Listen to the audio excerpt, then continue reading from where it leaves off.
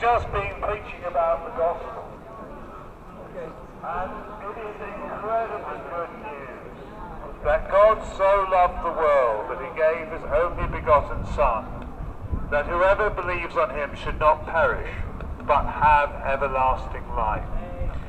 You know, we have a choice in this world. Either we believe the gospel, or we believe evolution.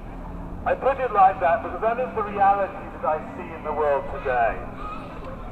In the academic world, which is where I kind of do a lot of my work, it's very clear the academic world has embraced atheism and evolution. And when I am in the philosophy lectures and in the seminars, it's very obvious that almost every one of the philosophers I'm dealing with, they just assume evolution is true. And why do they assume it's true? Strangely enough, for being academics, because the experts say so. Can I suggest that people never look at the evidence properly? You see, if God exists, then we are made in his image. We are people of incredible significance, of incredible value. So valuable that God sent his Son to die for us. Indeed, God expressed his love in that whilst we were yet sinners, Christ died for us. So what is the evidence for evolution that all my academic friends just believe it's true? Well, actually, the evidence is very flimsy. It always was. Really, to be honest, the whole of creation shouts design. It is obviously designed. For thousands of years, people assumed it was designed, and there was never a problem. That is obvious.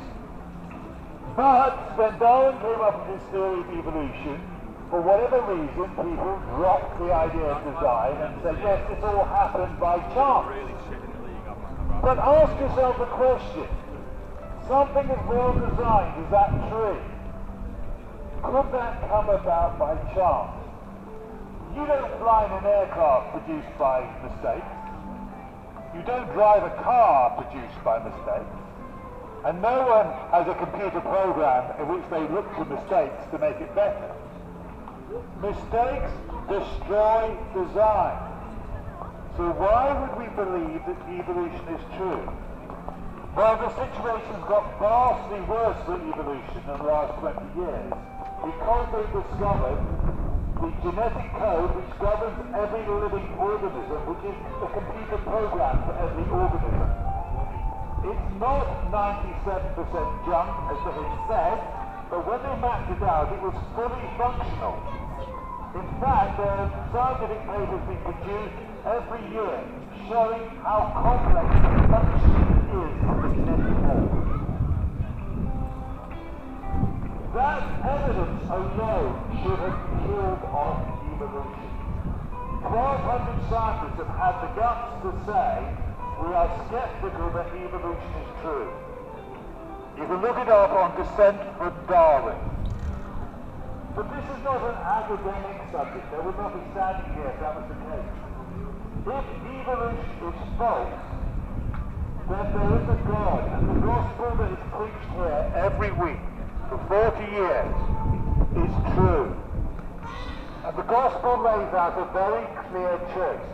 Jesus said, straight is the path, narrow is the way that leads to eternal life. Broad is the way, easy is the path that leads to destruction. Jesus said this, what does it profit a person if they gain the whole world and they lose their soul? The most important question any one of us can ask is, where will I spend eternity? And that really is why